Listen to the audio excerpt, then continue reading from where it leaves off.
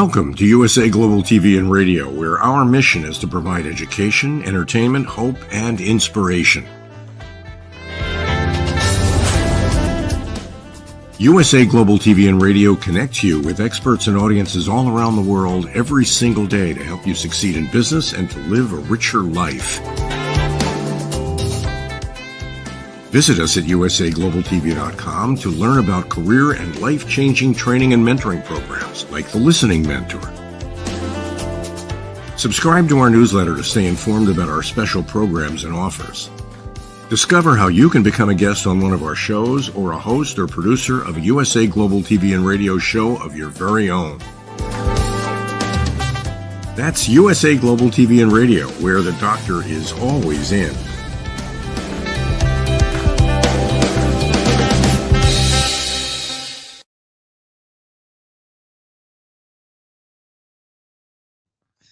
Howdy, y'all. Red O'Loughlin here.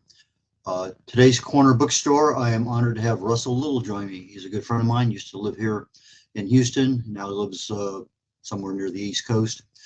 But anyway, Russell is a mystery writer, children's book writer, lawyer, many things. A real good friend. So, Russell, please join us. Thank you so much. I'm so excited to be here, Brad. Well, since the last time we talked, your book had just gotten published, and then boom, all of a sudden you're #1 bestseller again. So things changed pretty quickly, right? I was pretty excited. I got to tell you, I have to thank Plum Creek Publishing. I give them the credit. We both know a lot of books, when they first come out, it's not about the writing, it's about the support that you get. And so I have to give them a lot of credit for that. But yes, I was #1 for 9 days. I was very excited about that. Well, I was excited about it also. I saw you on social media and tried to help you out there a little bit. Anyway, we talked last time about more in maybe not so much in the writing aspect, author aspect, when you were on the Wise Ones. So let's go ahead and just concentrate primarily on your desire to be an author. I know you're a native Texan, and at some way back when, I understand, at least reading from your bio and stuff, that you had a desire to write a book.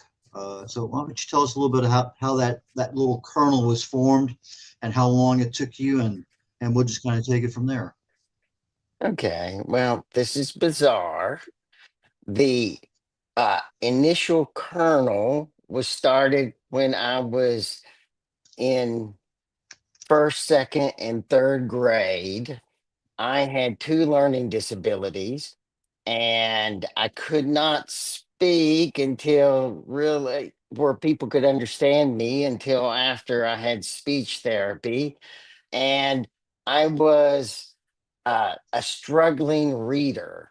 And finally, a counselor told my mother in the 3rd grade that I needed to read the newspaper every day. So I was reading all summer so that I wouldn't drop back. That was back in the old days when you would have reading groups, and the best readers were in reading group 1, second best in 2, and the struggling readers in 3. And I remember it was a real mark against you if you're in reading group 3. The whole click thing changed, and it was so bizarre back then.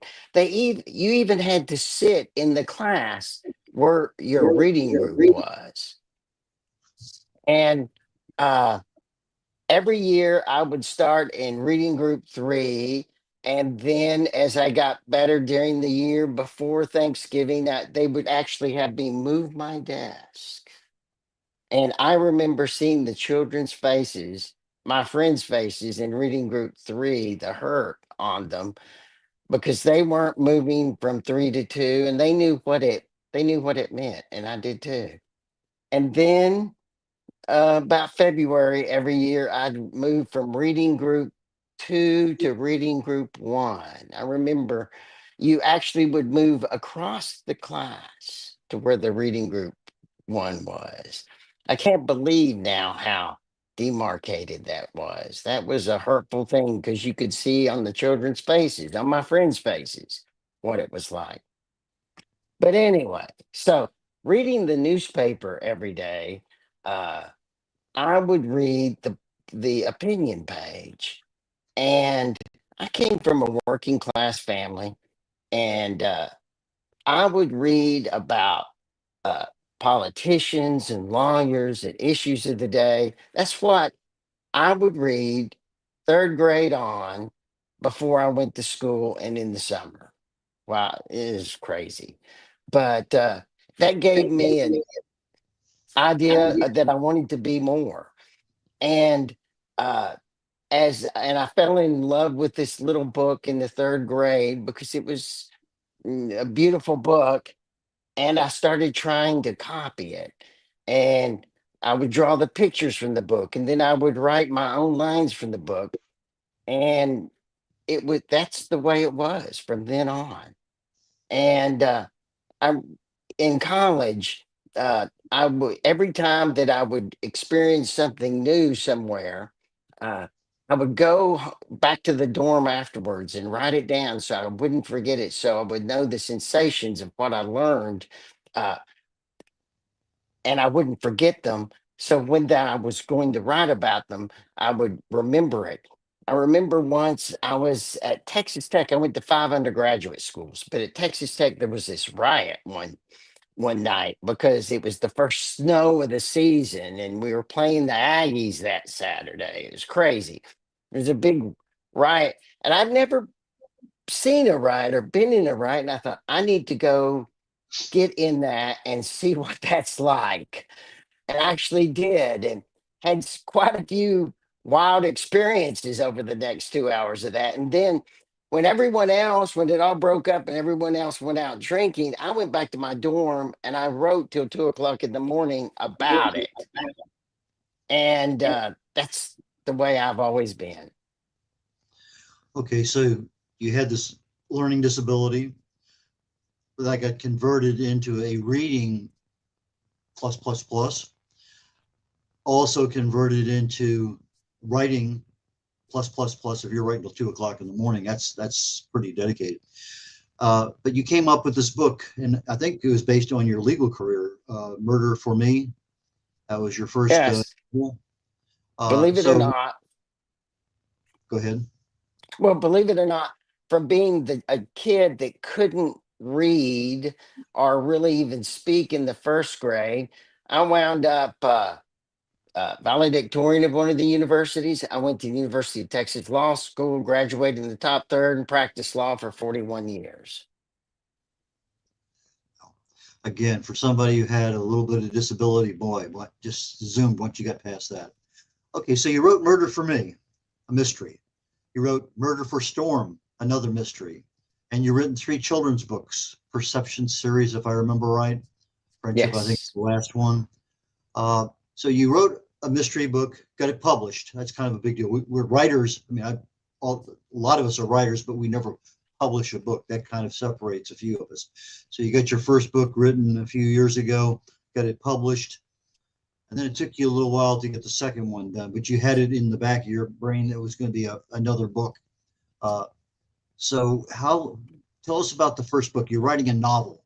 That's a little different than everything else, but I think with the emotional thing with the snowstorm and the riot and everything else, you've been capturing the moment for a long time, but now you have to add characters in it that you've been doing a little bit. But how difficult was that first novel to write? It wasn't, and it was greatly at the same time. So over the doing the same thing that I've always done, right? And I practiced law for 41 years, and we all know this. Everyone listening to this has these experiences. You come across these people that are these characters that are not like everyone else. Most of us are in the middle of the bell curve, but there are a few of us that we come across in our lives that are way over here or way over there. And those were people that you don't forget. And I not only wouldn't forget those people when I ran across them, but I wanted to write about them. And so, uh, Murder for Me was a character centric writing of of groupings of the personalities and characters that I've met in my life. And I had a story that developed because I wanted to write about these characters. And I started quite a few times. You know how hard it is, how difficult it is to uh, start and get moving in a book. And I started maybe 10, maybe 20 times during the course of my practice. But you get busy, trying cases, raising children, having a family. And but when my youngest son, when I was 50, was leaving for college, he put his hand on my back and said, "Dad, you're running out of time. You better get moving." And so I started writing in a more serious vein, and I finished Murder for Me. And we both know, uh, at least for me, uh, publishing it was the intellectual ending of writing it, because you couldn't write a book and have it complete unless you have exposed it to the public so they can see what you have done. And so that was a part of it, and I had to get it done. And I actually initially published the book independently on Amazon. I had a lot of success, and then I eventually found a publisher to publish a second book, and they reissued Murder for Me last May because they wanted the covers, as you see, they wanted the covers to match. So we reissued Murder for Me, and then in October, Murder by Storm came out, which is the continuation of the characters and the struggle and the battle they have between each other. And frankly, it's also, I had during Murder for Me, my main antagonist is Marilyn Rodriguez. And I was bombarded after the book came out about why is she the way she is? How does she do what she does? And so one of my first goals of Murder by Storm was to answer the questions of who Marilyn is, where is she from, how does she do what she does, and what's her motivation. And the second thing is, Red, you're from Houston too. You know about the hurricanes that we have all ridden through if we're from Houston. I live in the mountains outside Atlanta now, but uh, when Harvey hit, I was living in a high rise downtown. And you remember the experience of 5 days of Harvey sitting on top of Houston and pounding it. And I lived downtown, right across the park from where the refugee center was. So for 5 days, I would walk across the park in the hurricane and help people that's homes had been destroyed. And then for weeks, I was on teams of helping people that had had their homes completely destroyed, gut their homes and get them ready for rebuilding. And it changed my life. It was probably one of the greatest moments in my life of helping people. And what you see during a hurricane is things that you can't believe unless you see it. Like manhole covers blowing out and water spewing up for 2 stories like a fountain. Or you walk down the middle of a street with the water flooding down the street up to your knees and water gushing out in fountains where the sewers are.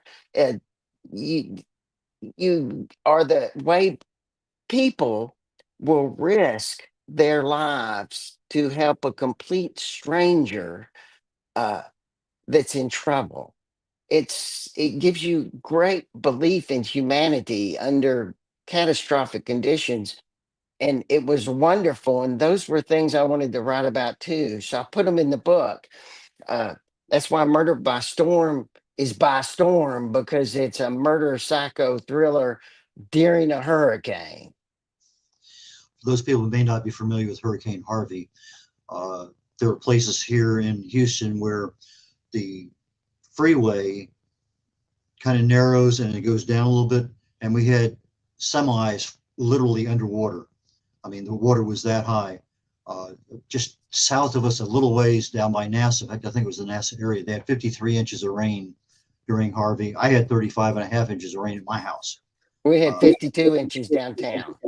And so it's a major storm. It lasted for days. Fortunately, I didn't get flooded out, but I have had a lot of neighbors who lost their cars, furniture, houses. Well, the houses got rebuilt, but just a major emotional trauma for everyone because you have no control. I mean, Right. you are there, but you have no control. And as you say, if you have the ability to help others, I think that's just what we do. I mean, certainly here in Texas, it's a Texan thing, but people need help, you help them. But anyway, so Murderer Storm really was a Harvey generated event, and this was a post-Harvey publication, right? Yes, and there's one scene that I want to talk about that people don't understand what an international city Houston is. They think it's in Texas, so it's full of a bunch of Texans. But Houston is an international city where there's 160 languages spoken here, and there's people that are come and live here from all over the world. And I have a scene uh, where two Sikh brothers are in their record driving through the hurricane, uh, and they come across Marilyn Rodriguez's car is being washed away, and she's hanging onto a pole, and they rescue her and eventually take her down to the refugee center. And they don't know her, they're not the same race, they don't know what she believes, they don't care. It's somebody in trouble. And uh, it was just a example of what we saw all over the city during Harvey, and it was something I wanted to include. And Maryland was up to no good at the time when she got caught in the hurricane, and so that I thought it was a nice contrast. You talk about Houston being an international city. I think New York has over 250 skyscrapers. Chicago has over 100. Actually, Houston is number 4 on the list. The only other city that has more skyscrapers than Houston is Miami. So we have more than LA and everywhere else. So when you start considering Houston as a 7 million people metroplex that's 100 miles in every direction from downtown, almost literally, the immensity of it is just, you fly over, that looks like a city. Well, no, that's just part of Sharpstown, or what? Because we have little places that look like a city with skyscrapers, but yet when you look at it, well, there's another one over there, and it's kind of strange. The first time you fly in, you think you're there, and well, there's another one down there. So it's amazing in many, many ways. But as you say, I've had a lot of brain fog lately with a physical issue I have with shingles, and I'm still recovering from that. So I reach out there for that word, and I can't quite grasp it. I understand. I actually got shingles training for a marathon because I run 10 marathons. And when you're training for a marathon, you run uh, your long run on Saturdays, you run them no matter what. And one weekend I was training and I ran 15 miles in a hard blowing sideways storm, as you know, happens all the time in Houston. And I really think that my system was broken down enough that the shingles broke out. So I know exactly what you're going through. It's very painful. Well, And I ran a marathon with it. I got on my upper thigh, about the size of my hand, my buttocks, left buttocks, size of my hand, and my lower back. So I had 3 different areas. And the problem that I had was in early June, got it a couple weeks over, most of the blisters are gone, things are healing up nicely. July 4th weekend, I come down with another case. I mean, exactly the same, not as many blisters, but certainly. And so I had a double whammy. Nothing worked as far as pain relief went. It was the absolute worst pain I've ever had in my life that never ended. Couldn't sleep. I think bourbon is the best pain relief for shingles. Well, you know, I would tell people, and it's serious, a half a bottle of bourbon or 2 bottles of wine generally got me to sleep, but I couldn't sleep more than an hour or 2. That was it. but you're right. Ice would work, but everything they gave me didn't work. In August, 12 weeks into this thing, I finally got a pill that worked, allowed me to sleep, but it spiked my blood pressure to 230 over 150. So I had to get off of it. The pain levels now are about 90% less than what they were, but they're still a nuisance. And but the residual is the brain fog. I see somebody. Okay, what's that guy's name? There's a word that I can't think of, and so it pops in. I'm getting better. Oh, I'm a whole lot better than I was a month ago. But anyway, so let's get back to Murder for Storm based on Heart. Then all of a sudden you got into um, children's books. Why the transition from murder to children? Okay, Red, we've actually interviewed you a few times on Author Talk. You know what I'm like. I'm very cynical. You can't practice trial law for 41 years without being a very cynical person, and I was before that.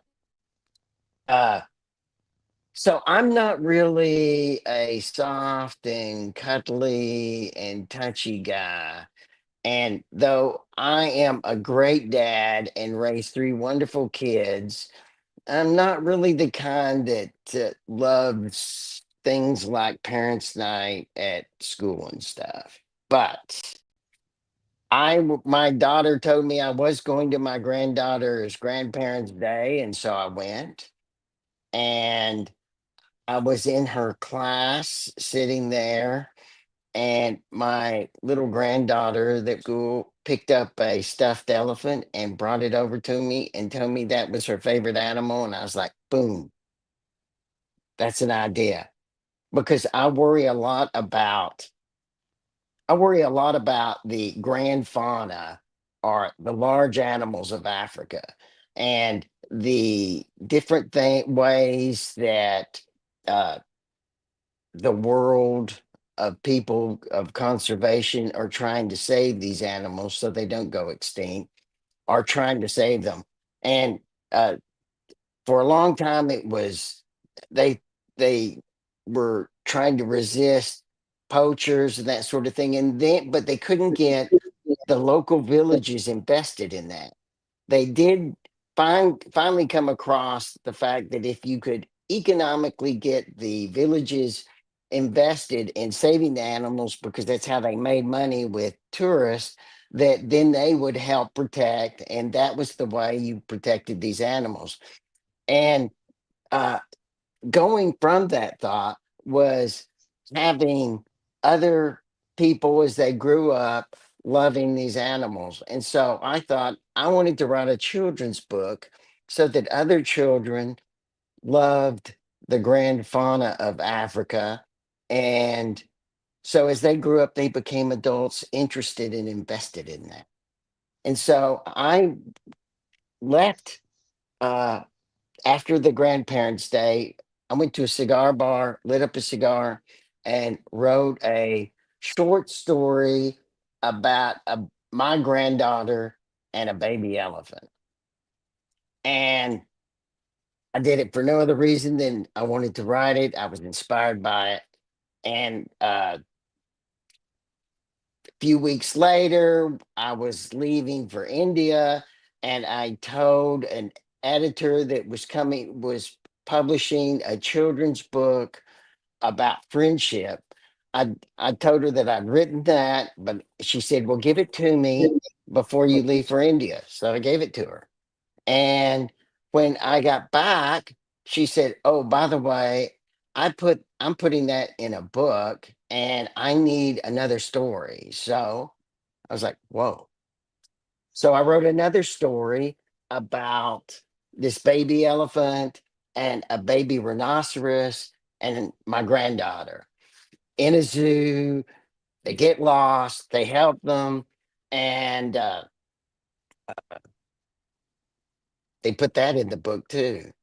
And I know it's strange because my psycho murder thrillers are like the exact opposite of a children's book about a little girl helping an a baby elephant and a baby rhinoceros that they all love each other.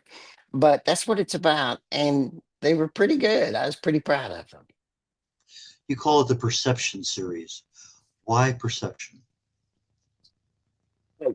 She, this was Fern, and Fern uh, wrote this because she had a whole series on different things. It was, uh, she chose the name. I don't know completely why she chose it, but this particular set of stories were about friends helping each other, and it was about third grade level, and that's what it's about. Okay. Well, I But want to get back to your mysteries because you wrote the first one a while back. You wrote the second one more recently. What lessons did you learn, if any, that made the second book easier to write, to publish, and to market? okay, well, I had a different set of intellectual goals on the second book. I've already talked about them. Answering questions about Maryland, writing about what living in a hurricane is like. But I also wanted to write.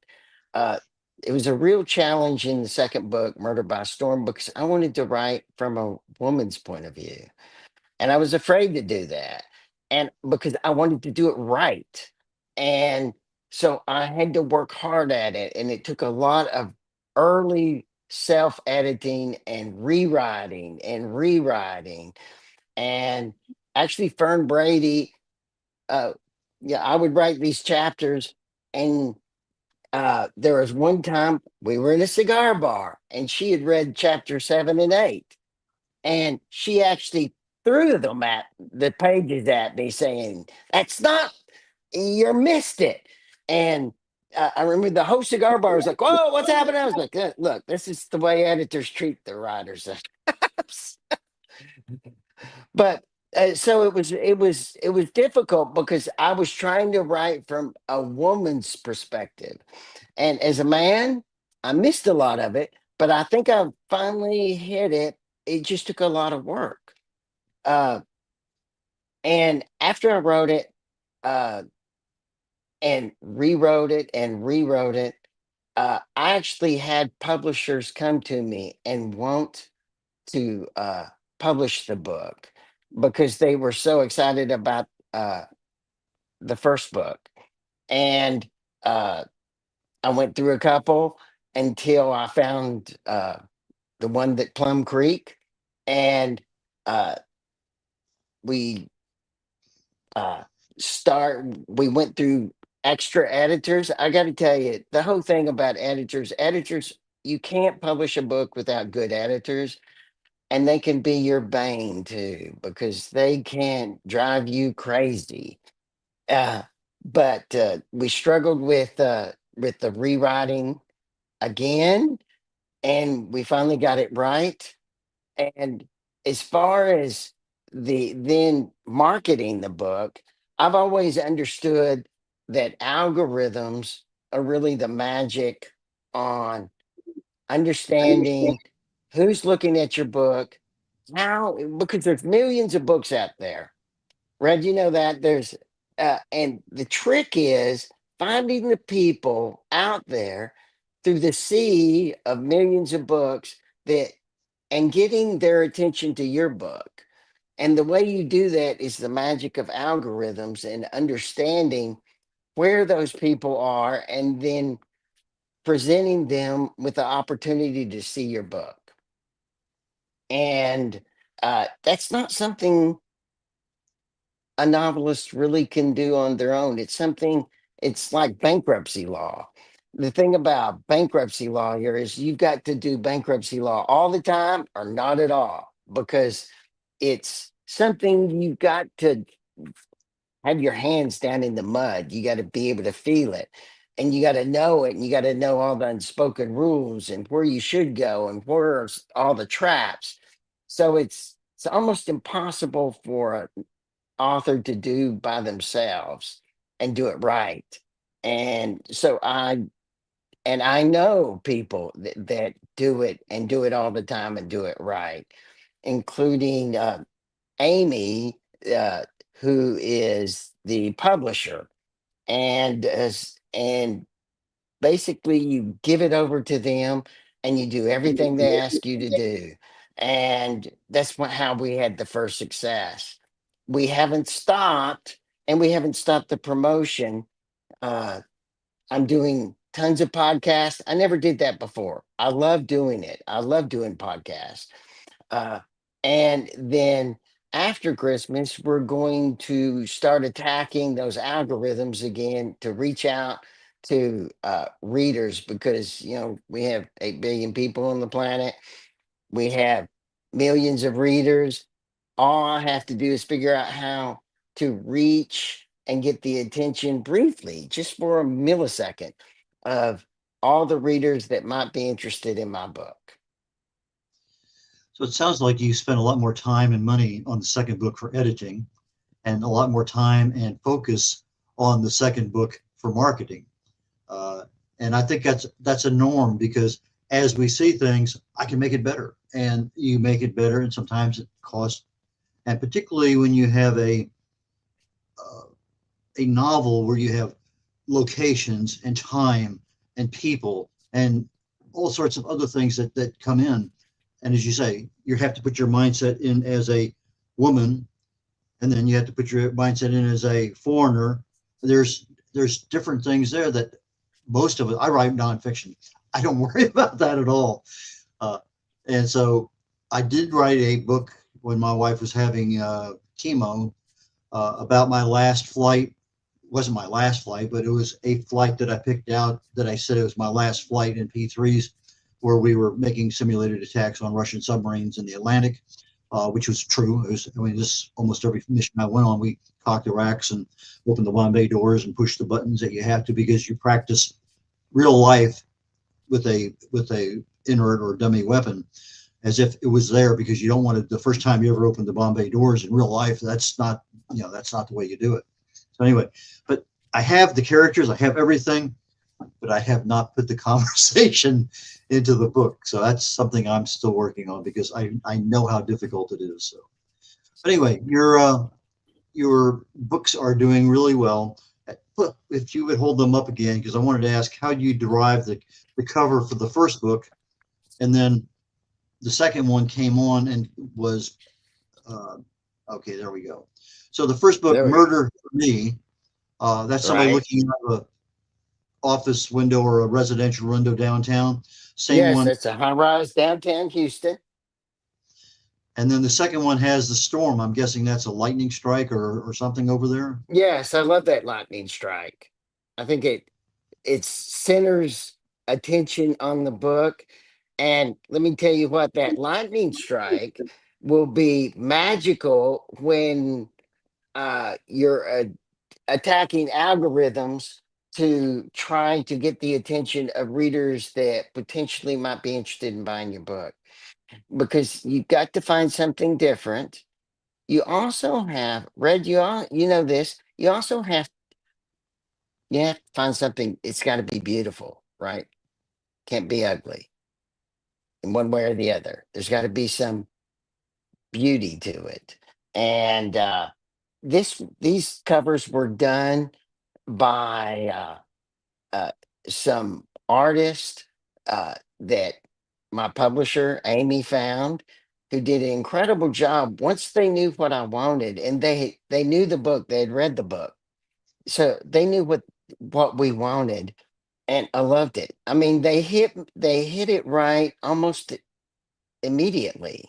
The only thing they got wrong at first was they had Marilyn, and that's who's standing out that looking out that window is Marilyn.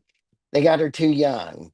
Uh, every time I've put a cover on one of my books, and it's always been Marilyn on the cover, because she's the real center of the struggles in these books.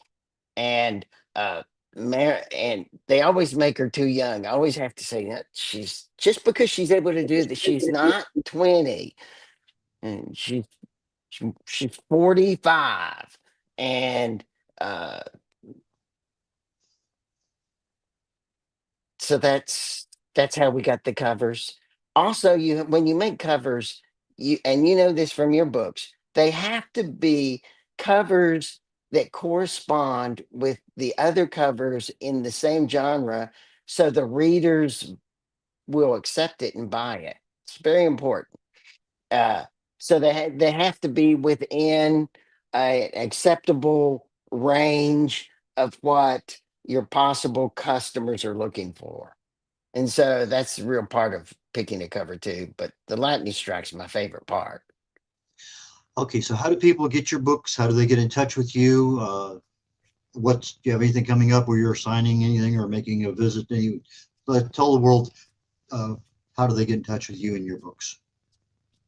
Well, the best way to keep track of what I'm doing as an author is on Russell Stories on Facebook, where it's my author page. And I actually, like, right before I came on this podcast, I took a picture of my setup and said, "Here we go." And I will post about it afterwards. And when I find out that it's coming out, I will let my readers know then. And I tell them where I'm traveling and that sort of thing. And they post questions to me in the comments. And so that's a good place. Also, you can find me at russelllittleauthor.com. That's my webpage. And Okay, so far, as as far as my appearances, I can tell you that my appearances are mainly through podcast. okay. I do 2 or 3 podcast guests a week, like being with you, Red. This you, Red, I will reach more people, and I can reach more people with our conversation than I could at a book signing anywhere in the country. Okay, for our audio audience, RussellLittleAuthor.com. It's RussellLittle author AUTHOR.com. So RussellLittle.com. You got 3 L's in a row there with Russell Little. Russell, You. thank you so very much. Appreciate your time. Look forward to our next conversation. And best of luck. I'm sure there's another Murder for Something coming out shortly, and we'll get you on for that one too. Thank you. Okay, Russell, catch you later. And in about a minute or so, this program will be over. And I have the Wise Ones. We have a double episode coming up today. First one is one of the, I think the first one's with Sherry Wong. Second one's with Brian Anderson. Anyway, it's kind of abbreviated. The Wise Ones are two shows today. And then immediately following that, I have a show called Talking Heads. And if you all of a sudden found out you had cancer, what would you do? Well, that's kind of the direction I want to take Talking Heads over the next few weeks. What would I do if I found out I had cancer? And that's the focus. And I'll change the disease over the next several weeks till the end of the year. But there are things that we should know about, and that's what I'm trying to do. Awareness and education. That's the primary focus of Talking Heads. So with that being said, I'm going to go ahead and conclude everything today, and we will see you on the Wise Ones here very shortly. So take care. Bye now. Hello, boys and girls, and welcome to Story Garden. Your host, Diane Boehm. I'm so happy to have you here today. Diane Floyd Boehm tells wonderful stories that warm the heart, spark the imagination, and unite people and families across generations. For children, Diane's Harry the Camel connects with all of us who've ever wondered how different our lives might have been if only we'd been born something better, like a wonderful horse instead of an ordinary camel. In the end, we all learn along with Harry that there's nothing better than just being yourself. Diane's Little Girl in the Moon looks down on earthbound children and wonders if they know she's just like them. A story of love, home, and the bond between mother and daughter, its powerful theme that we're each of us different yet all of us the same plants a seed in children that promises to blossom within a loving and trusting grown-up.